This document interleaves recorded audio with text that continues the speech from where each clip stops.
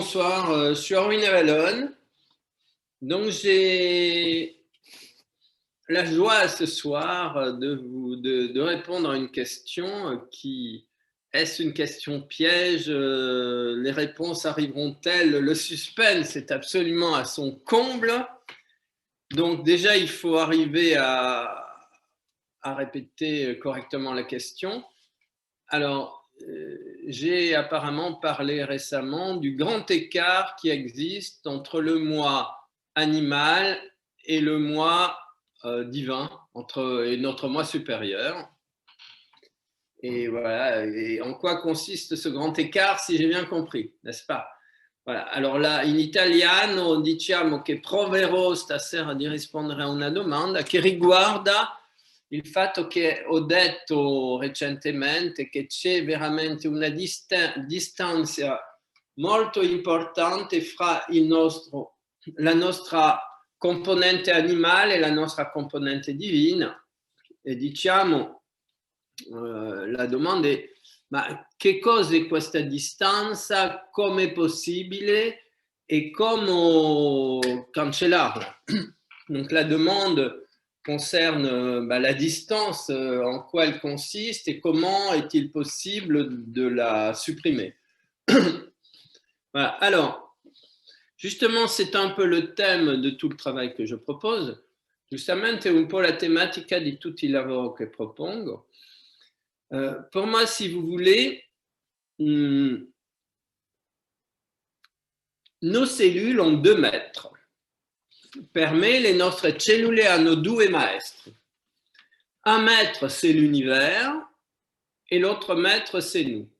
Un maestro è l'universo, et l'altro maestro siamo noi.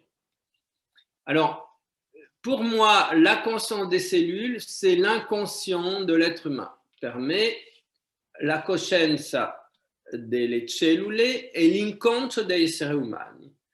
Et cette, on va dire, appréhension des cellules est tellement gigantesque que nous sommes très éloignés de la comprendre. Questa percezione gigante delle cellule è talmente lontano da noi che abbiamo una grande difficoltà a capirla. Parce que ce sont les cellules qui sont les gardiennes de notre moi supérieur, de notre moi divin. Perché sono le cellule che sono le guardiane del nostro io superiore, del nostro io divino.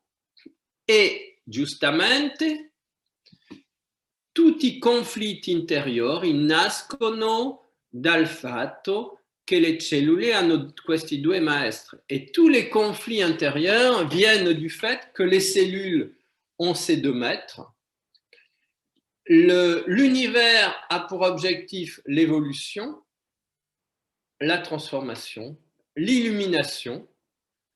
L'universo ha per obiettivo la trasformazione, l'evoluzione, l'illuminazione, et l'être humain, c'est pas forcément ces objectifs-là qu'il poursuit. Invece non obbligatoriamente sono gli obiettivi che l'essere umano ricerca. Et si vous voulez, on va dire que quand j'ai parlé de grand écart entre notre être, notre conscience animale et notre conscience divine, eh bien c'est tout à fait de cela qu'il s'agit. Quando ho parlato di distanza gigante fra il nostro io animale e il nostro io divino, è proprio di quello che si tratta, parce que si vous voulez, notre moi divin justement est complètement investi dans sa recherche d'unité avec le tout, perché il nostro io divino è totalmente investito nella sua ricerca di identificazione con il tutto, et donc d'identification avec ce chemin évolutif de transformation et d'illumination, e perciò identificato con questo cammino di evoluzione, di trasformazione e di illuminazione, pendant que notre moi animal, lui, est régi par la peur, mentre il nostro mondo io animale, lui è retto dalla paura, et plus il est régi par la peur, plus il est, on va dire, sous la domination de l'ego, hein, più è riempito di paura, più è sotto il dominio dell'ego, plus il est sous la domination de l'ego, plus il recherche, on va dire, toutes les satisfactions d'ordre personnel, più è sottomesso all'ego, più ricerca tutte le soddisfazioni di ordine personale, et plus donc il se coupe du tout, et più si allontana del tutto, et plus la dualité grandit à l'intérieur de nous, et più la dualità cresce all'interno di noi. C'est donc quelque chose d'absolument incroyable, perciò è qualcosa di totalmente incredibile de voir que, eh bien, nos cellules sont au milieu, le nostre cellule sono in mezzo e devono gestire, sono loro che gestiscono questa distanziazione terribile tra le due parti di noi. Et ce sont elles qui doivent gérer ce grand écart absolument très douloureux. Bah, essayez de faire le grand écart, on verrait si c'est facile, entre les deux parties de nous-mêmes. Et cercate, voilà, c'est le grand écart, je ne sais pas le dire en italien, mais donc je ne peux pas traduire, on va dire, le petit trait d'humour. Voilà. Et ça, c'est d'une extrême puissance et d'une extrême potenza de comprendre que les cellules sont des médiateurs entre les deux parties de nous.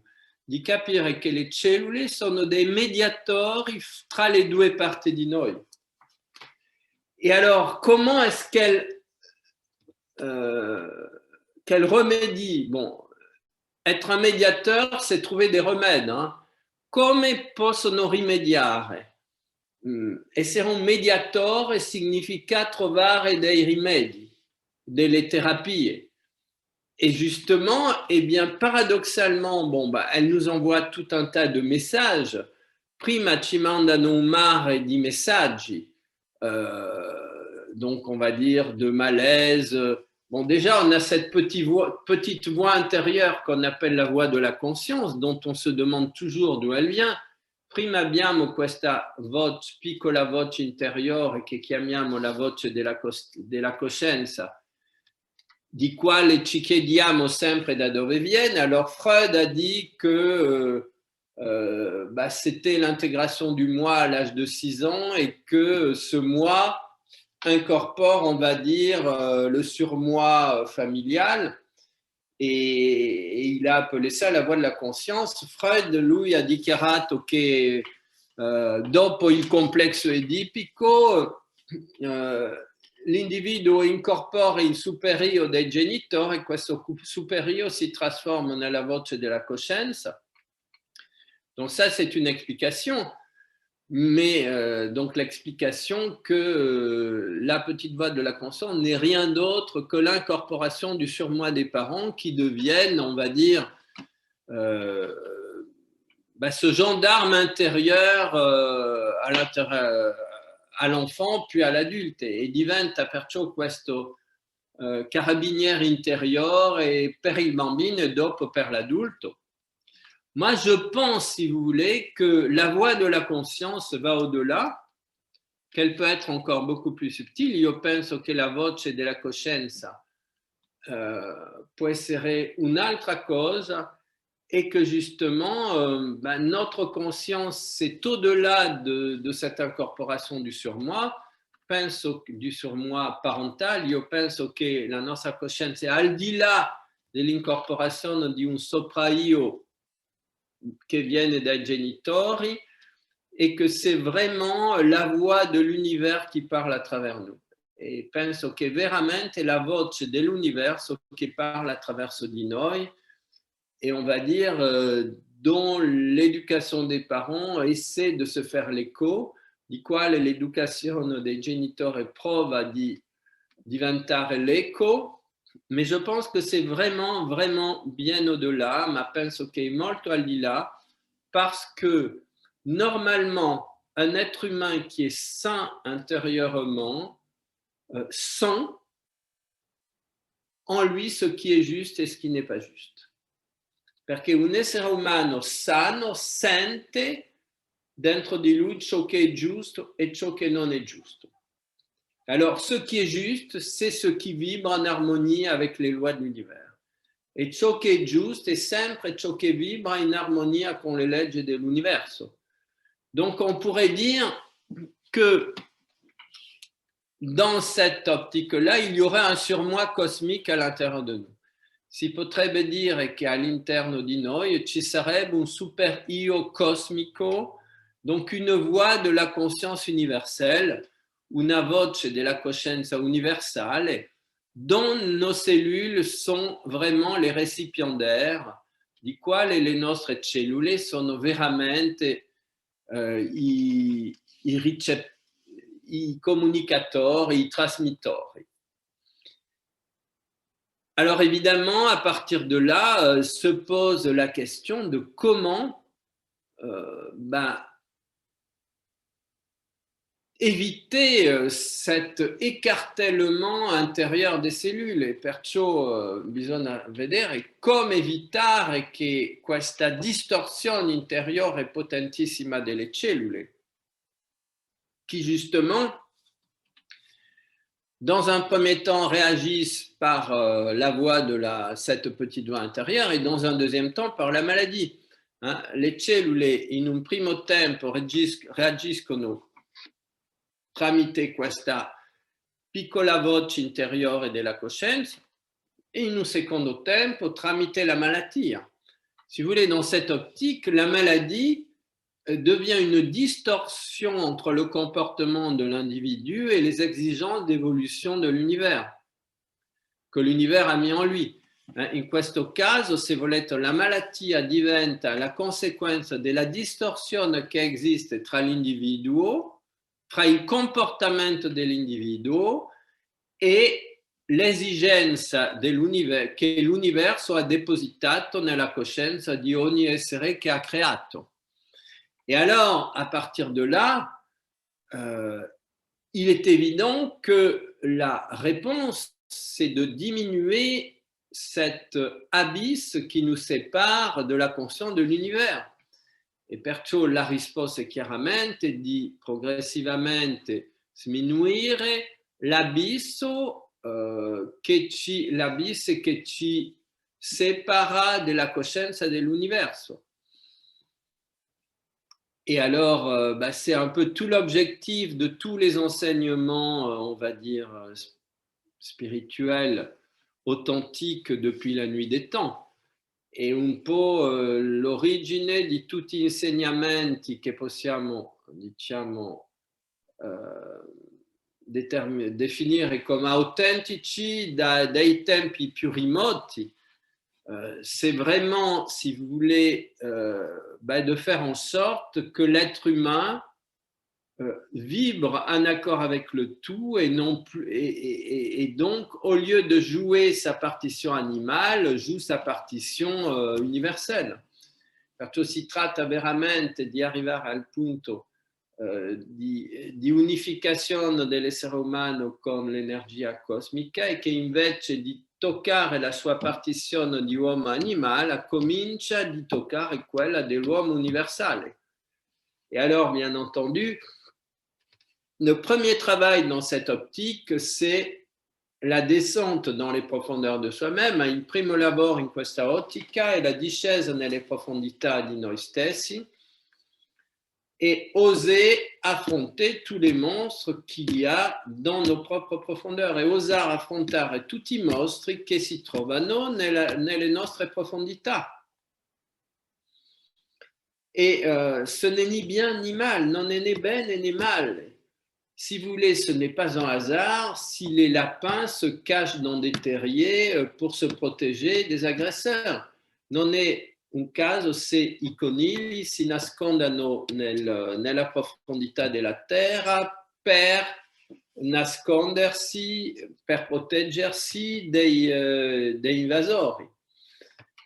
Donc, si vous voulez, la partie de nous qui a peur trouve refuge dans les profondeurs de nous. La parte di noi che ha paura trova rifugio nelle nostre profondità. Et donc, quand on descend dans nos propres profondeurs, on croit affronter les monstres qui s'y trouvent, mais en fait, ces monstres sont les vêtements qu'ont pris nos peurs. Mentre scendiamo nella profondità di noi stessi, abbiamo l'impressione di trovare dei mostri, ma questi mostri sono unicamente i vestiti che le nostre paure hanno, di quali le nostre paure si sono vestite. Et donc, en réalité, les monstres qui occupent nos profondeurs ne sont rien d'autre que nos peurs qui se déguisent. E perciò i mostri che sono nelle profondità di ognuno di noi non sono altro che le nostre paure che si mascherano, che si mascherano. Alors évidemment, c'est tout à fait extraordinaire ce que je vous raconte si on fait maintenant référence au fait que tout le monde doit être masqué. È molto straordinario adesso che viviamo in un mondo dove tutta la gente deve mascherarsi. Et ça, si vous voulez, ça veut dire, c'est comme si on mettait une double impossibilité, on rajoutait une difficulté supplémentaire au fait de pouvoir voir les masques que nos peurs occupent dans les profondeurs de nous-mêmes. Et comme c'est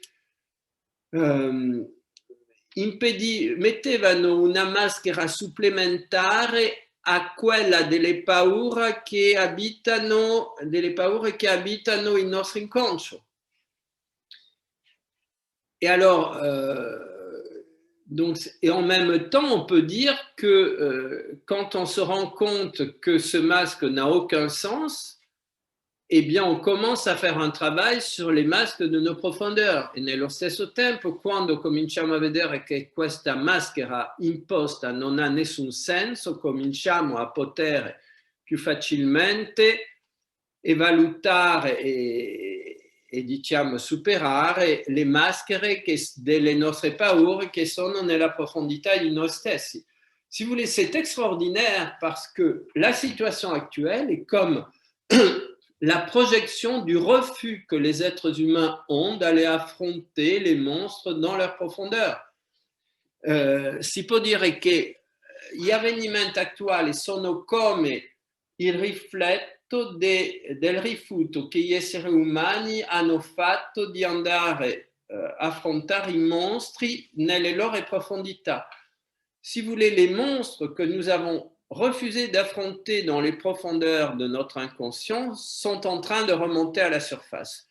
Tutti i mostri che abbiamo rifiutato di guardare, di affrontare nel fondo del nostro inconscio sono in questo momento risalendo in superficie, mais vous comprenez bien qu'ils remontent en surface pour nous obliger à les voir. Ma risalgono in superficie per obbligarci a vederli.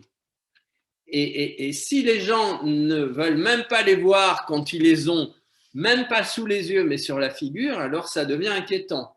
E quando la gente non vuole neanche vedere le cose, non solo che hanno davanti, ma che toccano le loro facce, là diventa un po' preoccupante per loro. Donc, si vous voulez, on est de tout temps, cela a été la clé fondamentale du développement personnel. In tutte le epoche è stata una chiave fondamentale del sviluppo personale. C'est pour ça, si vous voulez, que quand vous entrez dans les pyramides en Égypte, eh bien, avant de monter, toujours vous devez descendre. E perciò, per esempio, che quando andate nelle piramidi in Egitto, prima di salire, sempre dovete scendere. Et je vous assure que le chemin de descente n'est pas facile. E vi assicuro che il cammino di discesa non è tanto facile. Il est très très raide, scende molto, il est très bas, et il est très étroit, et basso et stretto. descendre n'est pas facile. Et il faut avoir un minimum de conditions physiques. Et c'è bisogno di avere un minimo di condizione fisica. Physique et morale. Physique et morale. Parce que imaginez bien que probablement à une époque, ça se faisait soit dans le noir, soit avec une torche. Probabilmente si faceva nel buio o con una torcia. Parce que personne ne se demande jamais comment, à l'époque des pharaons, on descendait dans les profondeurs. On descendait ces longs tunnels. Perché nessuno mai si chiede come si scendeva in questi corridoi. Est-ce qu'il y avait des lampes à huile? Est-ce qu'il y avait un éclairage? Ou est-ce qu'il fallait descendre à tâtons? C'era una luce artificiale o si doveva scendere di fiducia nel buio. Alors, et ça rendait encore plus compliqué cette descente dans les profondeurs. E questo, se era così, rendeva ancora più complicata questa discesa nelle profondità. Mais si vous voulez, quand on descend dans les profondeurs de soi-même, c'est un peu une descente dans l'obscurité. Quando uno scende nelle profondità di se stesso, è sempre una discesa nell'oscurità, parce qu'on ne sait pas ce qu'on va trouver au fond, perché non si sa ciò che si troverà in fondo. Et alors, il y a toutes les frustrations, il y a le monde infini des désirs, le monde des aspirations, le monde des défauts profonds. C'est d'une vastitude absolue. C'est tout on va dire, tout le marécage émotionnel qui se trouve au fond. Nel fondo di questo corridoio c'è tutto come si chiama, le marécage, l'acqua putrida ou putrificata delle emozioni. Et puzza. Et ça sent mauvais. Et notre travail, c'est d'aller assainir les marécages. Et il nostro lavoro è di andare a sanare queste acque turbide. Et vous comprenez pourquoi on fait un travail de nettoyage émotionnel. E capite perché facciamo un lavoro di pulizia emozionale. En réalité, ce sont ces marécages intérieurs dans les profondeurs de nous-mêmes qu'il s'agit de nettoyer. In realtà sono queste lacune, queste acque profonde, come se c'era un lago profondissimo ma sporchissimo nel fondo di ognuno di noi, che si tratta di andare a sanare. Et alors, au fur et à mesure que nous assainissons, on va dire, ces profondeurs, mano a mano che saniamo queste profondità, eh bien, chose extraordinaire, toutes les impuretés qui se trouvaient au fond du lac se transforment en énergie. Tutte le impurezze che si trovavano nel fondo di questo lago si trasformano in energia. Et si vous voulez, l'eau, au lieu d'être le miroir de nos peurs, devient le miroir de la lumière cosmique.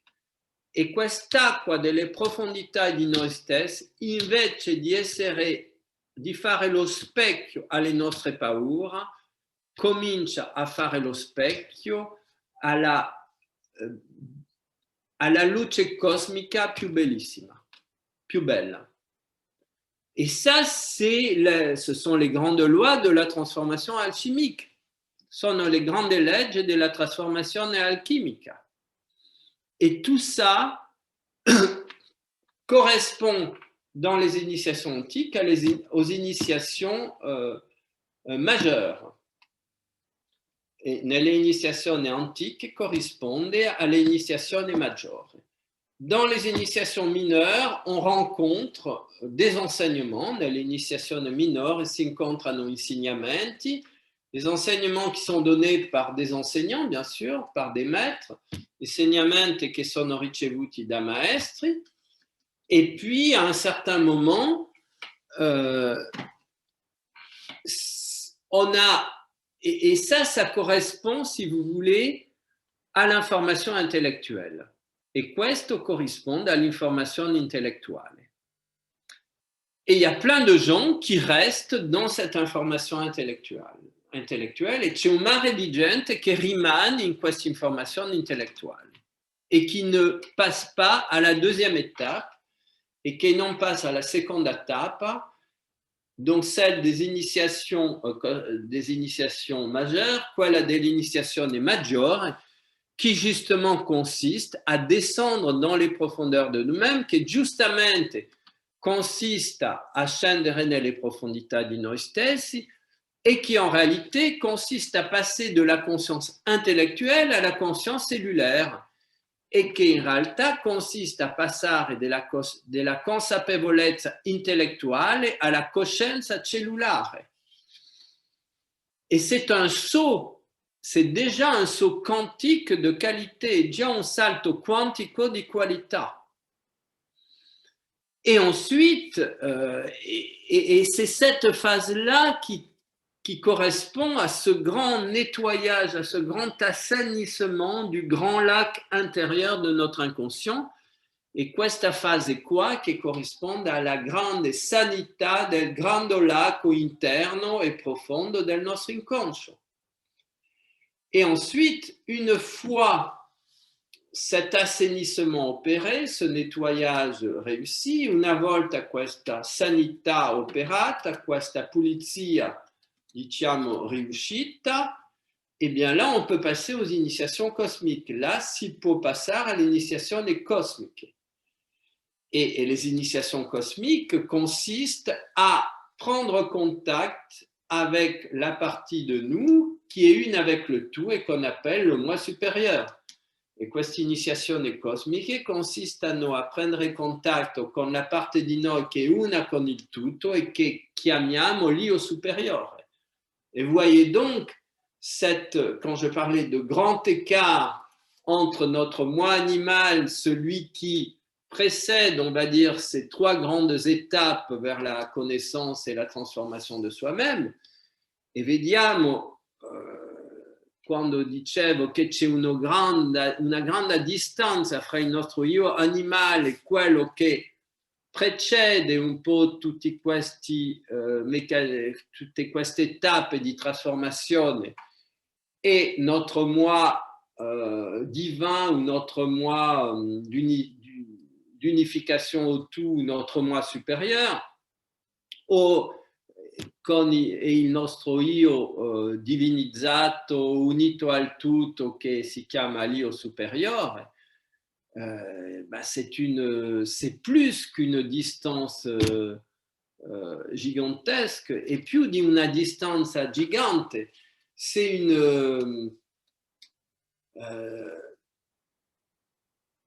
on va dire, c'est le même écart qui consiste à passer d'une conscience solaire à une conscience galactique ou encore plus. Diciamo che lo possiamo comparare alla distanza che, e ancora di più, alla distanza che separa una coscienza solare di una coscienza galactica. Si vous voulez, dans une conscience solaire, il y a un soleil avec des planètes. In una coscienza solare c'è un sole con delle pianete intorno. Dans une conscience galactique, il y a des milliards de cellules autour d'un soleil central galactique que les Mayas appellent Unapku.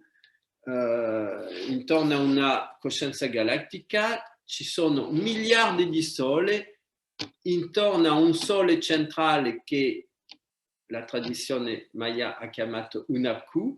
Et donc vous voyez ce gigantesque saut de conscience qui passe de la conscience d'un soleil à la conscience de milliards de soleils. Eh bien, c'est un peu ça le saut quantique de conscience à effectuer entre notre moi animal e notre moi divin. Perciò capite che c'è una differenza enorme fra una coscienza concentrata su un sole e una coscienza che integra miliardi di sole in sé. E si tratta proprio di un salto quantico di coscienza, et on peut dire que le passage entre notre moi, e si può dire che il passaggio fra il nostro io animale e il nostro io divino è veramente un salto gigante di coscienza, comparabile un po' a questo esempio. On peut dire donc que ce saut quantique est comparable à l'exemple que je viens de donner, mais en même temps, plus on se rapproche du tout, et plus ce que l'on croyait impossible se rapproche de nous. Ma più ci avviciniamo al tutto, più ciò che pensavamo impossibile si avvicina sempre di più a noi. Et c'est ça, si vous voulez, plus on est à la périphérie, moins on a conscience que le centre existe. Più siamo in periferia e più e meno abbiamo coscienza che c'è un centro da qualche parte. Et plus on se rapproche du centre, plus on est aspiré vers le centre. Et più ci avviciniamo al centro, più questo centro ci aspira, ci attire. Et ça, c'est quelque chose qui est absolument incroyable. Vous savez, les manèges qui tournent sur eux-mêmes, hein, non solo nel circo le cose che girano su loro stesse, l'assiette à beurre, non so in italiano come si chiama, c'è più la gente in periferia, più è proiettata fuori. E più si avvicina al centro di questo movimento, più è tranquillo e meno sente questo movimento. Hein? Dans l'assiette au beurre, plus les gens sont en périphérie, plus quand l'assiette tourne rapidement, ils risquent même d'être projetés à l'extérieur. Et par contre, plus ils sont près du centre, moins ils sentent le mouvement. Le centre attire tout ce qui est proche de lui. Il centro sta attirando tutto ciò che è vicino a sé. Et la périphérie éloigne du centre et la périphérie ci allontana sempre più dal centro. Et c'est là que se situe notre liberté et là que si trova la nostra libertà. Les gens pensent que la liberté, c'est de faire n'importe quoi. La gente pensa che la libertà consiste a fare qualsiasi cosa. Non, la liberté consiste à unifier notre être intérieur. La libertà consiste a unificare il nostro io interiore. Et le seul moyen de l'unifier, c'est de se rapprocher du tout. Et l'unico modo di unificarci è di avvicinarsi al tutto. Et c'est là que se trouve la vraie liberté. Et là que si trova la vera libertà, parce qu'il n'y a l'unique liberté se trouve dans l'unité. L'unica libertà si trova nell'unità. Voilà. Et quand il y a unité, il n'y a plus de distance. Et quando c'è unità, non c'è più la distance. Et donc, il ne peut plus y avoir de distance entre notre être animal et notre être divin. Non può più esistere la distanza fra il nostro io animale e il nostro io divino, mais cette distance, en réalité, n'a jamais existé. Ma in realtà questa distanza non ha mai esistito parce que le moi divin a toujours été à l'intérieur de nous, perché l'io divino è sempre stato all'interno di noi, c'est nous qui ne le voyions pas, siamo noi che non lo vedevamo. Et voilà, il s'agit uniquement de réapprendre à voir toutes les richesses qui se trouvent à l'intérieur de nous. Si tratta unicamente di vedere tutte le ricchezze che sono all'interno di noi, au-delà des obstacles apparents que notre inconscient nous projette, al di là degli ostacoli apparenti che il nostro inconscio ci proietta. C'est comme, si vous voulez, l'inconscient nous projette comme un film virtuel pour tester notre volonté véritable a nous unifier au tout e come se il nostro incontro ci proiettava un filmato virtuale per testare la nostra volontà reale di tornare fino al centro di noi stessi in unione con l'universo. Voilà, donc ça peut paraître un peu paradoxal tout ça, questo può apparire un po' paradossale, mais en réalité, eh bien, le choses magnifiques se méritent, ma in realtà le cose magnifiche si meritano et donc finalement ce n'est qu'un examen pour voir si nous sommes méritants, si nous remplissons les conditions pour obtenir cet examen final. Finalmente sono unicamente un test per misurare se meritiamo di passare questo test finale, che è il grande test dell'unification, ce grand test de l'unification des différentes parties de nous-mêmes. Et tout ça, c'est dans la cellule que ça se passe. Et tutto questo è nella cellula che succede. Voilà, merci beaucoup.